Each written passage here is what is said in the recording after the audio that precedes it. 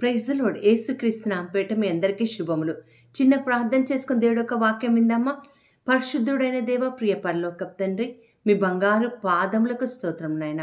గడిచిన కాలమంతా నీ కృపలో భద్రపరచుకొని ఈ దినము ప్రభ నీ వాక్యం వినడానికి నీవు మాకిచ్చిన సమయాన్ని బట్టి, స్ఫూర్తిని బట్టి నీకు వందనాలు. నువ్వు మాట్లాడుతూ ఉండగా ప్రభ వినగలిగిన చెవులు, గ్రహించగలిగిన హృదయం, స్పందించగలిగిన జీవితం మాకు దయచేయమని యేసు నామమున ప్రార్థించి వేడుకొంచున్నాము తండ్రి. Amen, amen, amen. ప్రియులారా, ఈరోజు రెండు బైబిల్ కొటేషన్స్ని మరి పరిశుద్ధాత్మ దేవుడు నా హృదయంలో పెట్టాడు. ముందుగా ఆ కొటేషన్స్ చదివి, లేఖన భాగాన్ని చదివి తర్వాత దాని గురించి మనం క్లుప్తంగా కొన్ని నేర్చుకోవడానికి ప్రయత్నం చేద్దామండి.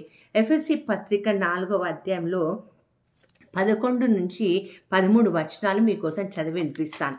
ఇక్కడ ఏమని రాయబడిందంటే, మనమందరము విశ్వాస విషయంలోనూ దేవుని కుమారుని గురించి జ్ఞాన విషయంలోనూ ఏకత్వము పొంది సంపూర్ణ పురుషులగు వరకు, అనగా క్రీస్తునకు కలిగి సంపూర్ణతను సమానమైన సంపూర్ణత కలవారు మగు వరకు ఆయన ఈలాగు నియమించెను. పరిశుద్ధులు సంపూర్ణలగుటకు క్రీస్తు శరీరము క్షేమాభివృద్ధి చెందుటకు పరిచర్య ధర్మము జరుగుటకు ఆయన కొందరిని అపోస్తులుగాను, కొందరిని ప్రవక్తలుగాను, కొందరిని సువార్తికులుగాను, కొందరిని కాపరులుగాను, ఉపదేశకులుగాను నియమించాను. ఇదండి ఈరోజు పరిశుద్ధాత్మ దేవుడు నాకు చెప్పాడు. క్షేమాభివృద్ధి కోసం, క్రీస్తు సేవ కోసం ఒక 5 డిపార్ట్మెంట్లని పరిశుద్ధాత్మ దేవుడు నియమించినాడని బైబిల్ మనకి నేర్పిస్తుంది.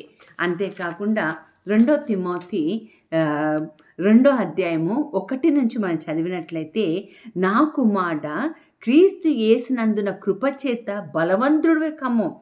నీవు అనేక సాక్షుల ఎదుట నా వలన వినిన సంగతులను ఇతరులకు బోధించుటకు సామర్థ్యము గల నమ్మకమైన మనుషులకు అప్పగింపము. క్రీస్తు యేసు ఒక మంచి సైనికుని వలె నాతో కూడా శ్రమను అనుభవించుము. సైనికుడు ఎవడును యుద్ధమునకు పోవునప్పుడు తన్ను దండులో చేర్చుకొనిన వాని సంతోష పెట్టవలనని ఈ జీవన వ్యాపారంలో చిక్కుకొనడు.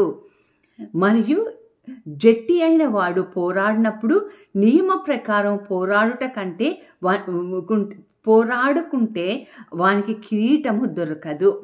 ఇక్కడ చూసారా, ఎవరిని సంతోష పెట్టాలి? ఇక్కడ చూడండి ఎంత చక్కగా, సైనికుడు ఎవడు యుద్ధంలోకి పోవునప్పుడు తను దండులో చేర్చుకుని వాడిని సంతోషపెట్టవలనని ఈ జీవన వ్యాపారములలో చిక్కుకొనడు. సో 5 డిపార్ట్మెంట్లు, 5 శాఖలను పరిశుద్ధాత్మ దేవుడు ఈరోజు మనకి నేర్పిస్తున్నాడు. మరి ఎక్కడో ఒక దగ్గర నీవు నేను ఫిట్ అవ్వాలి. ఖచ్చితంగా మనం దేవుడి యొక్క బిడ్డలం అంటే ఖచ్చితంగా ఈ శాఖలలో ఖచ్చితంగా నువ్వు నేను ఫిట్ అయితే ఉండాలి. మరి 5 నేర్చుకోవాలంటే 5 వేళ్ళని మనం లెక్క పెట్టుకుందామా. 5 ఫింగర్స్ మినిస్ట్రీ అని చెప్తాను నేను. అంటే 5 వేళ్ళు ఉన్నాయి కదండి, వేళ్ళ పరిచర్య అని మనం మాట్లాడుకుందాం. మొదటిది మనం ఏం చూస్తామంటే బొటిన వేలు, తంబ. ఈ మొదటిది ఏంటి అని అంటే అపోస్తులు. బొట్టిన వేళ్ళు ఎందుకు అని అన్నానంటే, మరి వాట్ డస్ ద అపోజిల్ డూ? అపోస్తులు ఏం చేస్తాడు అనంటే, ఆయన దేవుడి చేత పంపబడ్డాడు, ఒక దర్శనాన్ని కలిగి ఉంటాడు. అంతేకాకుండా బైబిల్ మనకు చెప్తుందంటే హీ ఫంక్షన్స్ ఆల్ ద 5 శాఖలను ఆయన తను చెయ్యగలడు. ఆయన అపోస్తులుడు. పౌలు గారు అపోస్తుల్లాగా ఉన్నాడు. దేవుడు ఆయన ఎన్నుకున్నప్పుడు సౌలుని పౌలుగా మార్చి అపోస్తులుగా చేసి ఉన్నాడు. మనం అపోస్తులుగా ఉంటే దేవుడి యొక్క పని చేయటంలో చాలా గొప్పగా మనం వాడబడతామండి. రెండోదిగా చూస్తే, ఈ రెండోది ఏంటండి? చూపుడు వేలు. చూపుడు వేలు ఎవరికి సాదృశ్యంగా ఉంది అని అనుకుంటున్నారు? చూపుడు వేలు మరి రెండవదిగా మనం చూస్తే ప్రాఫెట్, అంటే ప్రవక్త. ప్రవక్త ఎవరండి? ఎవరిని ప్రవక్తగా చేస్తాడు? మాట, చూపు, ప్రవర్తన, నడవడిక, భక్తి జీవితం, పరిశుద్ధత అన్నీ కలిగి ఉంటే నువ్వు పలికిన మాట ప్రవచనంగా మారుతుంది. పేరు పక్కన ప్రవక్త అని పెట్టుకోవటం కాదండి. పేరు పక్కన అపోస్తులను పెట్టుకోవటం కాదండి. క్రీస్తులో పనిచేయడానికి దేవుడు ఎన్నుకున్నాడండి ఈ శాఖలు. ఈ శాఖలో ఖచ్చితంగా డిసిప్లిన్గా క్రమశిక్షణతో పని చేయాలి. మరి ప్రవక్తలు ఏం చేస్తారు? దేవుడు ఒక సందేశాన్ని మోసుకొని దేవుడు ఇచ్చినాడు అని వాళ్ళ మనసులో పరిశుద్ధాత్మ బలంగా ప్రేరణ కలిగించినప్పుడు నోరు తెరిచి మాట్లాడటమే ప్రవక్త చేసే పని. తనకేదో బుర్రకి తట్టిందని ఏదో నోటితో చెప్పేయటం కాదండి. ఒక్కొక్కసారి మనం అనుకోకుండా మాటలు కూడా జరిగిపోతుండవచ్చు. అవి ప్రాఫెటిక్ వర్డ్స్ కాదండి. ప్రవక్త అన్నది పరిశుద్ధాత్మ కార్యమై ఉన్నది. అది ఖచ్చితంగా జరిగి తీరాలి. నువ్వు నేను ఖచ్చితంగా నేర్చుకోవాల్సిన విషయం అండి ఇది. మరి రెండోది ఏంటండి, ప్రవక్త ఎందుకంటే చూపుడు వేలుతో ఇలా చూపిస్తూ ఉంటారు కాబట్టి చూపుడు వేలు, మొదటిది బొట్టిన వేలు, రెండోది చూపుడు వేలు. మూడవదిగా మనం చూస్తే మరి మిడిల్ ఫింగర్, మధ్యలో ఉన్న వేలండి. మధ్యలో ఉన్న వేలు దానికి ఏది సాదృశ్యమో అని మనం ఆలోచించినట్లయితే అక్కడ ఇవాంజలిస్ట్ అంటే సువార్తికుడు. సువార్త ఎందుకు? సువార్త అవసరమా లేదా? బోధ చేయడానికి సువార్తకుడు ఏం చేస్తాడు అంటే, నేను రాసుకున్న విషయం ఏంటంటే సువార్తికులు ఏం చేస్తారు, ఇవాంజలిస్ట్ ఏం చేస్తారు అంటే the evangelist has the heart of discipleship. అంటే సువార్తికుడు శిష్యులను తయారు చేయడానికి ఇష్టపడుతుంటాడు. అంతేకాకుండా సువార్తలాగా బోధిస్తారు. సో ఇవాంజలిస్టువా నువ్వు? సువార్తికుడువా? లేదా అపోస్తులుడవా? లేదా మరి ప్రవక్తవా? ఏదో ఒక దాంట్లో ఉండాలి. ప్రతి విశ్వాసి ఈ 5 శాఖల్లో ఖచ్చితంగా ఉండాలి. 4వది చూస్తే మరి ఉంగరం కదండి, రింగ్ ఫింగర్ అంటాం. అంటే పెళ్ళైన వాళ్ళు ఉంగరాలు పెట్టుకుంటారు. ఈ మధ్య అందరు పెట్టుకుంటున్నారు. కానీ పెళ్ళైన వాళ్ళు పెళ్ళి అన్న జరిగిందంటే ఖచ్చితంగా ఉంగరం ఉంటుంది. సో రింగ్ ఫింగర్ అంటారు. మరి ఈ రింగ్ ఫింగర్ ఎవరు అంటే పాస్టర్లు లేదా దైవ సేవకులు, దేవుడి చేత ఎన్నుకోబడిన వాళ్ళు. ఎందుకంటే వాళ్ళు సంఘముతో వివాహం జరుగుతుంది. వాళ్ళకి పాస్టర్లకి చాలా బాధ్యతలు ఉంటాయండి. వాళ్ళకి సంఘం పట్ల భారం కలిగి ఉంటారు. వాళ్ళ గొర్రెలను మేపాలని వాక్యంతో, అంతేకాదని భోజనంతో కూడాను. వాళ్ళు తినకపోయినా తన దగ్గరికి వచ్చిన వాళ్ళకి ఖచ్చితంగా భోజనం పెడతారు. నాకు తెలిసిన ఒక పాస్టర్ గారు ఉండారండి. ఆయన ఎంత గొప్ప దైవ సేవకుడు అంటే, ఎంత గొప్ప పాస్టర్ గారు అంటే, వచ్చిన వాళ్ళందరికీ ఆయనే వంట చేసి కూడా పెడతాడు. వాక్యము చాలా బాగా చెప్తారు, అలాగే వంట కూడా బాగా చేస్తారు. ఆయన అంటారు అందరినీ తృప్తిపరచాలండి అని అంటారు. వాళ్ళకి సంఘం పట్ల ఒక భారం కలిగి ఉంటుంది, చర్చి పట్ల ఒక భారం కలిగి ఉంటుంది.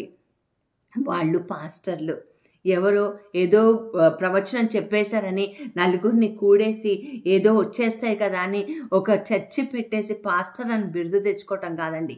దేవుడు ఎన్నుకోబడిన శాఖలు ఇవి. పరిశుద్ధాత్మ దేవుడు ఎన్నుకోబడిన శాఖలు ఇవి. క్రీస్తు క్షేమాభివృద్ధి కోసం ఏర్పరచబడిన ఇవి సంఘాలండి, ఈ శాఖలండి, ఈ బ్రాంచెస్. అందుకే దీన్ని 5-fold మినిస్ట్రీ కూడా అనొచ్చు. ఈరోజు మరి పాస్టర్కి ఉన్న గుండె మరి నీకుందా? సంఘం పట్ల ఉందా? భారం కలిగి ఉన్నావా? నాకు తెలిసిన ఒక దైవ సేవకురాలు 1-2 వారాలు సంఘంలో వాళ్ళు రాలేదనుకోండి, ఫోన్లు చేసి అడుగుతారండి, ఎందుకు రాలేదు, ఏమైనా సమస్య ఉందా, మేము వచ్చి మీకోసం ప్రార్థన చేయాలా? చూడండి ఎంత భారం కలిగి ఉంటారో. ఈరోజు నీ కోసం దేవుడు కూడా చెప్తున్నాడు 5 ఫింగర్ మినిస్ట్రీ, 5 ఫింగర్ డిపార్ట్మెంట్స్. ఆఖరిగా మనం చూస్తే మరి చిన్న వేలు కదండి. ఈ చిన్న వేలు దేనికి సాదృశ్యం అంటే బోధకుడు, టీచర్ అంటే బోధ చేస్తారు. ఈ బోధ మరి ప్రవక్తలు కూడా చేస్తారు, సువార్తికులుగా చేస్తారు, పాస్టర్లు కూడా చేస్తారు. కానీ Bible teaching is different. Theology ప్రకారము బైబిల్లో ఉన్న ఒక అక్షరం తీసుకొని దాని బ్యాక్గ్రౌండ్ ఏంటి, చరిత్ర ఏంటి, ఇది ఎలా వచ్చింది, పరిశుద్ధ గ్రంథంలో తోరా పుస్తకాలు 5 మొదటి 5 పుస్తకాల యొక్క సారాంశం ఏంటి? ఎందుకు న్యాయాధిపతులు వచ్చారు? ఎందుకు మరి ప్రవక్తలు వచ్చారు? ఎందుకు రాజులు వచ్చారు? ఎందుకు యేసుప్రభువు రావాల్సి వచ్చింది? ఒక్కొక్క గ్రంథానికి ఉన్న చరిత్ర ఏంటి? యెషయా ప్రవక్త ఒక గ్రంథం యొక్క మూలం ఏంటి? ఇవన్నీ కూడా టీచింగ్లో జరుగుతాయండి. అందుకనే టీచర్స్ చాలా ముఖ్యం కదా. మరి 5 శాఖల్లో ఈరోజు ఆత్మ పరిశీలన చేసుకొని ఏ శాఖలో నువ్వు ఉన్నావు? అసలు అడ్మిషన్ తీసుకున్నామా? ఒక్క శాఖలోనే ఒక అడ్మిషన్ తీసుకున్నామా అండి? లేకపోతే ప్రభా 5,000 ఇచ్చావు ప్రభా, ఏ ఒక్కటి లేకపోయినా పనిచేయదు కదా.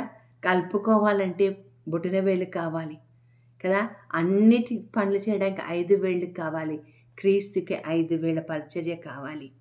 నువ్వు ప్రవక్తగా ఉండాలి, అపోస్తులుగా ఉండాలి, సువార్థికుడుగా ఉండాలి, పాస్టర్గా ఉండాలి, అలాగే బోధకుడుగా ఉండాలి. అలాంటి కృప దేవుడు మనకి దయచేయనుగాక. చిన్న ప్రార్థన చేసుకుందామా? పరిశుద్ధుడైన దేవా, ప్రియ పరలోక తండ్రి, మీ బంగారు పాదములకు స్తోత్రం నాయన. గడిచిన కాలమంతా నీ కృపలో భద్రపరచుకొని అయ్యా, మేము పుట్టిన దినము మొదలుకొని ఇప్పుడు వరకు ప్రభా మాలో ఉండి ఎన్నో మా కోసం చేసిన దేవా, మరి నీ పరిచర్యలో నీ శాఖలో మేము కూడా పనిచేసి ప్రభా నీ సేవ నిమిత్తం మేము కృషి చేసే కృపను దయచేయమని యేసు నామమున ప్రార్థించి వేడుకొంచున్నాను తండ్రి. Amen, amen, amen. వాక్యం వింటున్న మీరు మీ 5,000 చూసుకోండి. 5,000 ఎంత ఉపయోగపడతాయో, 5,000 పరిచర్య కూడా క్రీస్తుకి అంతే ఉపయోగపడుతుంది. దేవుడు మనందరిని దీవించును గాక. Amen. God bless you all.